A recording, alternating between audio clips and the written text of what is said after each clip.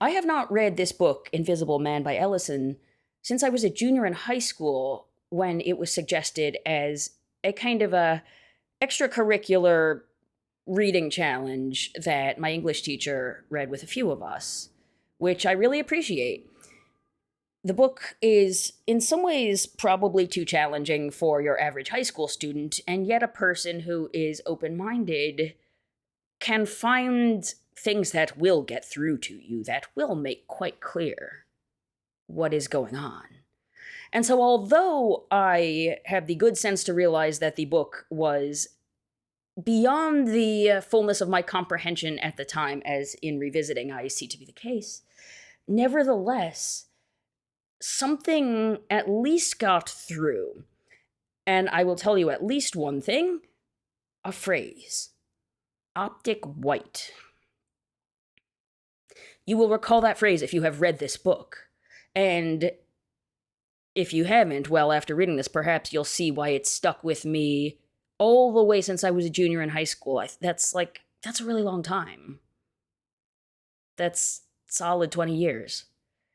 More. But one of the things that happens if you read attentively and with open-mindedness is that you make a note of certain touchstones that are in certain places, and you remember that these are things to revisit. Like when you're 40. So, without further ado, this is chapter 10 from Invisible Man. I will excerpt as surgically as possible.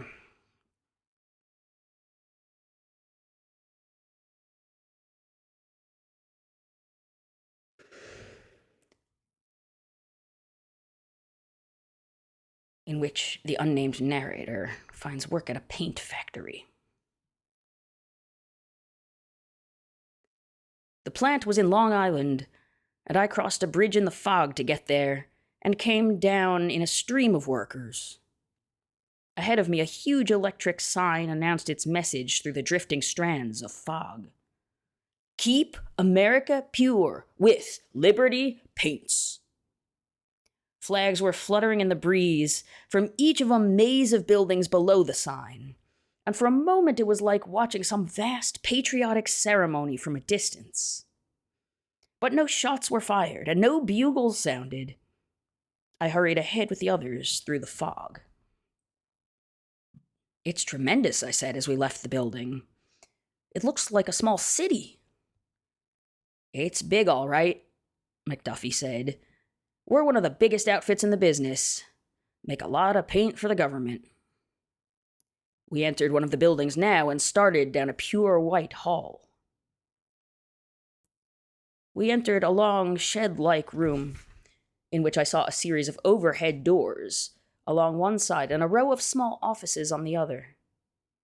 I followed the boy down an aisle between the endless cans, buckets, and drums labeled with the company's trademark, a screaming eagle. The paint was stacked in neatly pyramided lots along the concrete floor. Then, starting into one of the offices, the boy stopped short and grinned. Listen to that. Someone inside the office was swearing violently over a telephone. Who's that? I asked. He grinned. Your boss, the terrible Mr. Kimbrough. We call him Colonel, but don't let him catch you. I didn't like it. The voice was raving about some failure of the laboratory, and I felt a swift uneasiness. I didn't like the idea of starting to work for a man who was in such a nasty mood. Kimbrough turned to me. Come along. Let's get going.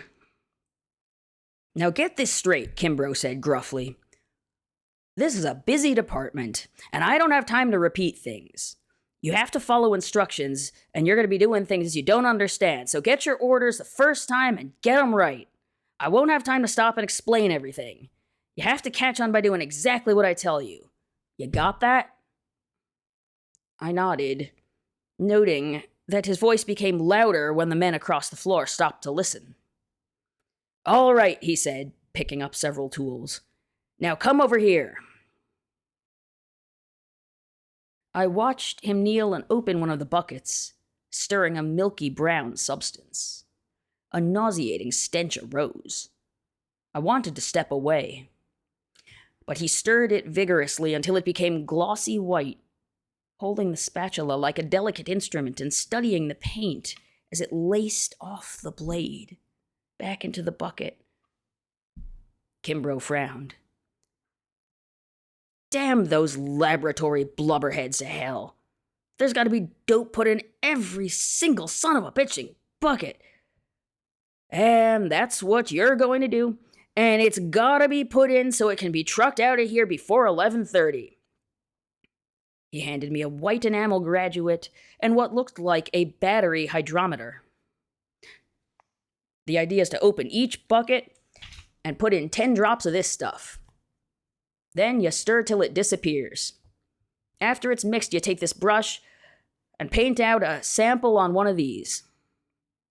He produced a number of small rectangular boards and a small brush from his jacket pocket. You understand? Yes, sir.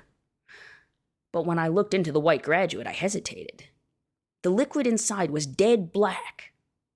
Was he trying to kid me? What's wrong? I don't know, sir. I don't want to start by asking a lot of stupid questions, but do you know what's in this graduate? His eyes snapped. You're damn right I know, he said. You just do what you're told. I just wanted to make sure, sir, I said. Look, he said, drawing in his breath with an exaggerated show of patience. Take the dropper. Fill it full. Go on, do it. I filled it. Now measure 10 drops into the paint. There, that's it. Not too goddamn fast. Now, you want no more than 10 and no less. Slowly I measured the glistening black drops, seeing them settle upon the surface and become blacker still, spreading suddenly out to the edges.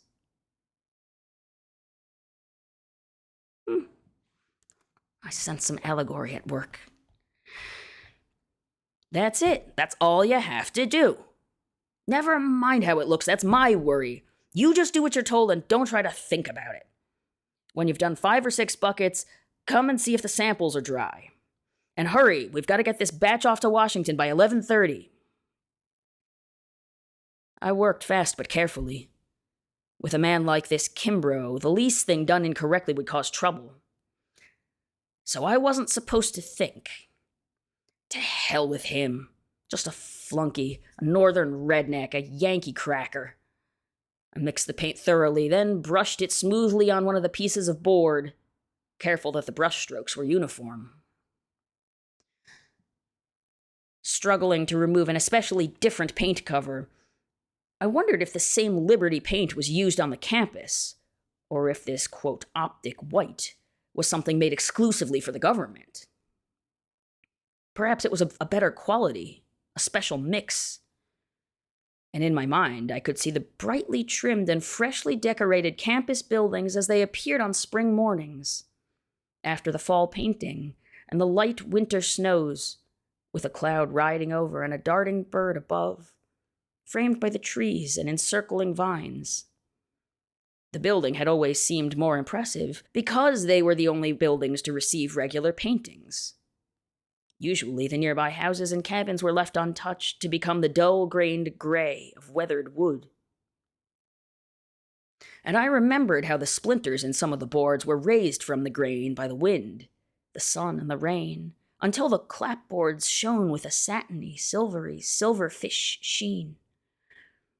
Like Trueblood's cabin or the Golden Day had once been painted white. Now its paint was flaking away with the years, the scratch of a finger being enough to send it showering down. Damn that Golden Day. But it was strange how life connected up. Because I carried Mr. Norton to the old rundown building with rotting paint, I was here. If, I thought, one could slow down his heartbeats and memory to the tempo of the black drops falling so slowly into the bucket, yet reacting so swiftly. It would seem like a sequence in a feverish dream. I was so deep in reverie that I failed to hear Kimbrough approach. "How's it coming?" he said, standing with his hands on his hips. "All right, sir?" "Let's see," he said, selecting a sample and running his thumb across the board. "That's it!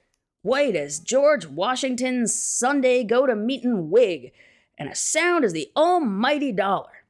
That's paint," he said proudly. "That's paint that'll cover just about anything." He looked as though I had expressed a doubt, and I hurried to say, "It's certainly white, all right." "White?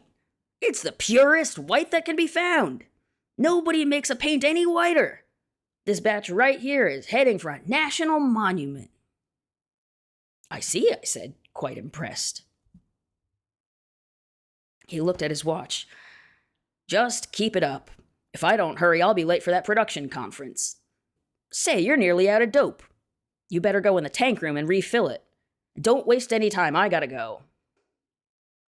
He shot away without telling me where the tank room was. It was easy to find, but I wasn't prepared for so many tanks. There were 7, each with a puzzling code stenciled on it. It was just like Kimbrough not to tell me, I thought. Can't trust any of them. Well, it doesn't matter. I'll pick the tank from the contents of the drip cans hanging from the spigots. But while the first 5 tanks contained clear liquids that smelled like turpentine, the last 2 both contained something like the black dope, but with different codes. So I had to make a choice. Selecting the tank with the drip can that smelled most like the dope, I filled the graduate, congratulating myself for not having to waste time until Kimbrough returned. I will interrupt to say, this is classic anatomy of bad boss behavior, and an excellent demonstration of why it matters for socio-political reasons that transcend mere office function and courtesy. The work went faster now, the mixing easier. The pigment and heavy oils came free of the bottom much quicker, and when Kimbrough returned, I was going at top speed. "How many have you finished?" he asked. "About 75, I think, sir. I lost count." "That's pretty good, but not fast enough. They've been putting pressure on me to get the stuff out. Here, I'll give you a hand." They must have given him hell, I thought, as he got grunting to his knees and began removing covers from the buckets. But he had hardly started when he was called away. When he left, I took a look at the last bunch of samples and got a shock. Instead of the smooth, hard surface of the first, they were covered with a sticky goo through which I could see the grain of the wood. What on earth had happened? The paint was not as white and glossy as before. It had a gray tinge. I stirred it vigorously, then grabbed a rag, wiping each of the boards clean, then made a new sample of each bucket. I grew panicky lest Kimbrough return before I finished. Working feverishly, I made it, but since the paint required a few minutes to dry, I picked up 2 finished buckets and started lugging them over to the loading platform. I dropped them with a thump as the voice rang out behind me. It was Kimbrough. "What the hell?" he yelled, smearing his finger over one of the samples. "This stuff's still wet!"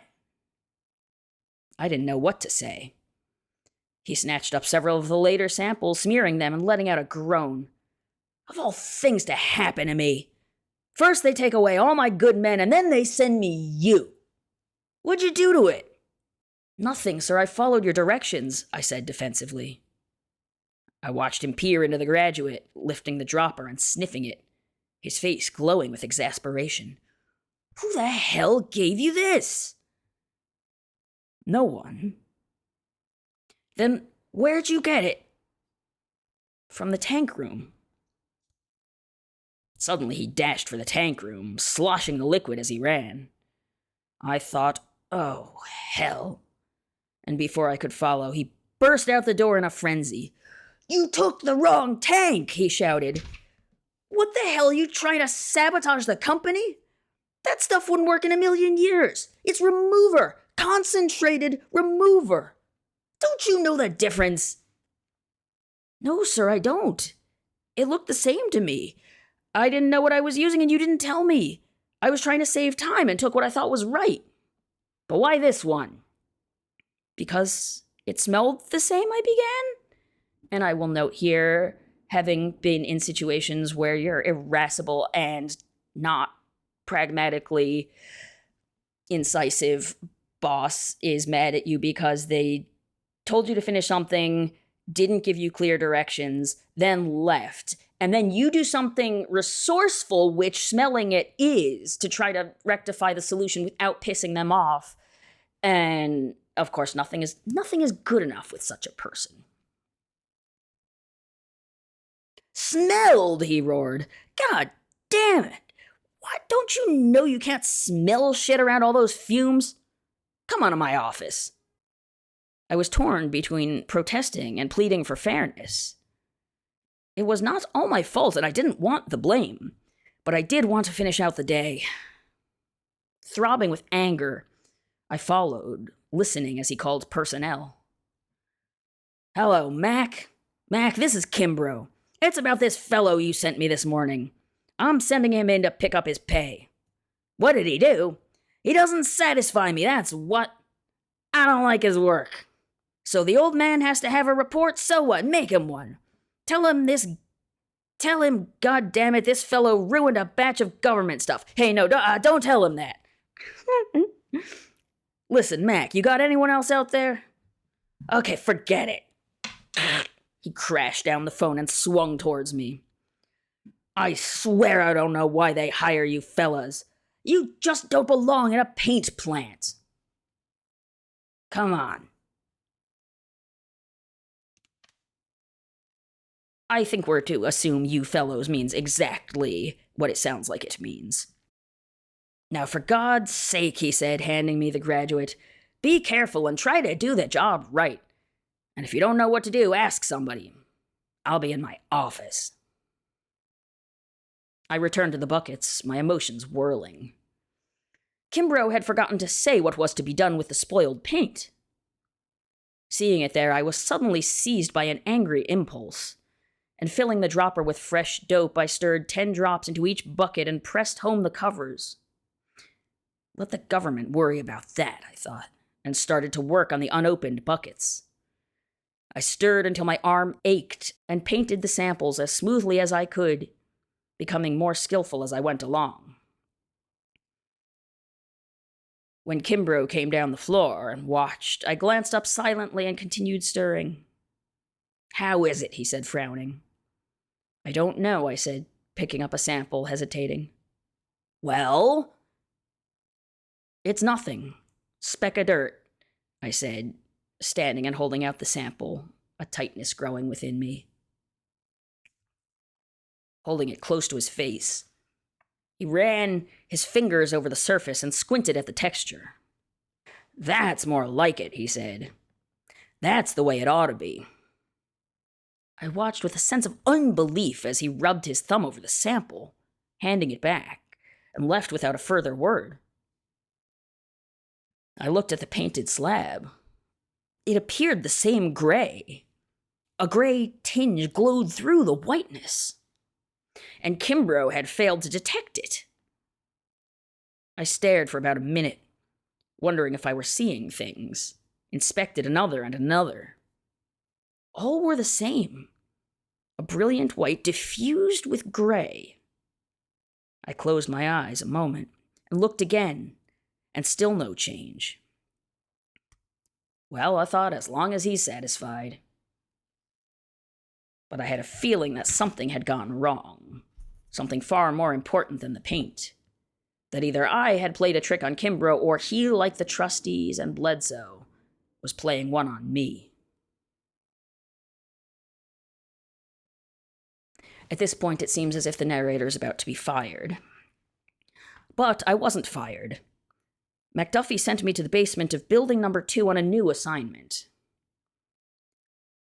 When you get down there, just tell Brockway that Mr. Sparland insists that he have an assistant. You do whatever he tells you. It was a deep basement. 3 levels underground, I pushed upon a heavy metal door marked Danger and descended into a noisy, dimly lit room.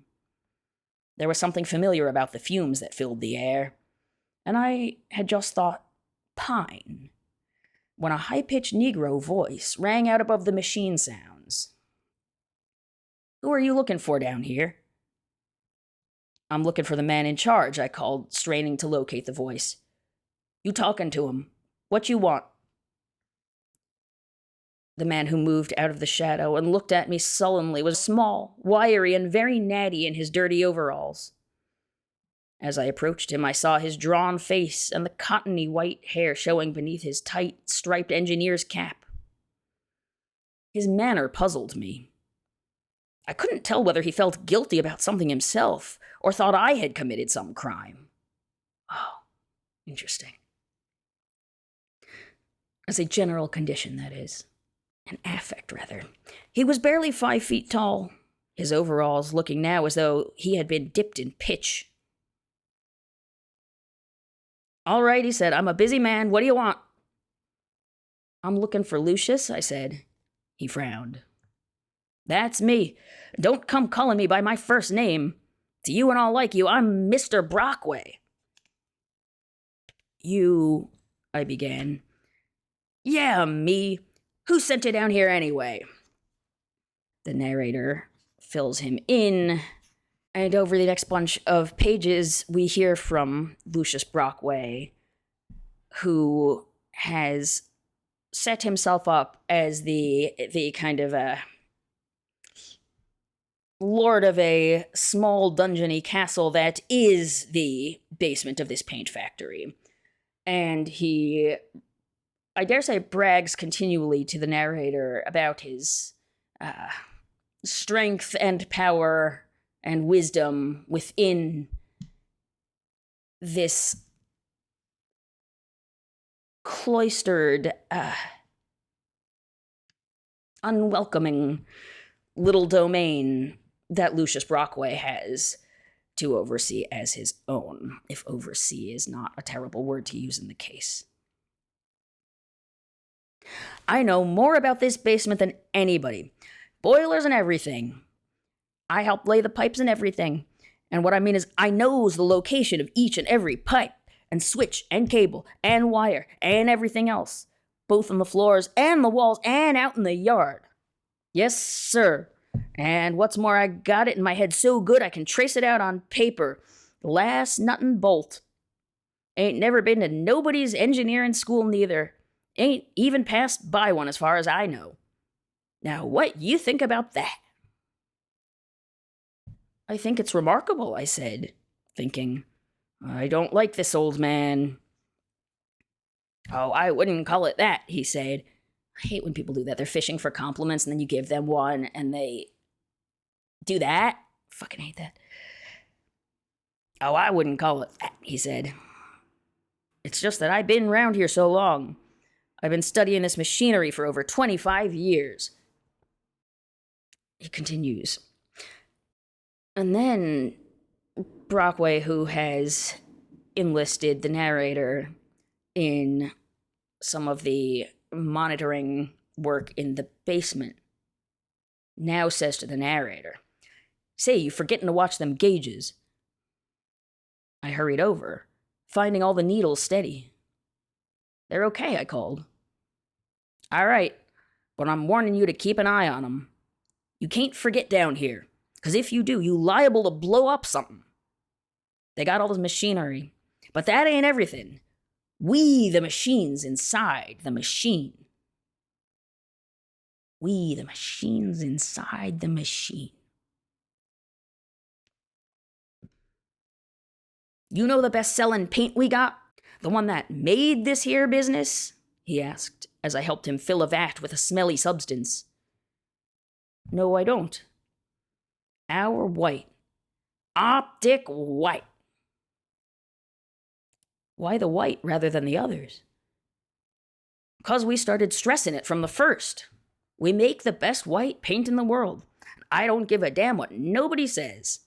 Our white is so white, you can paint a chunk of coal and you'd have to crack it open with a sledgehammer to prove it wasn't white clear through.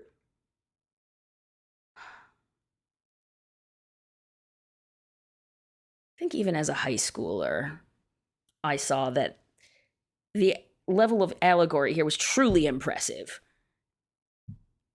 and suggestive and difficult and uncomfortable and damning and not about me.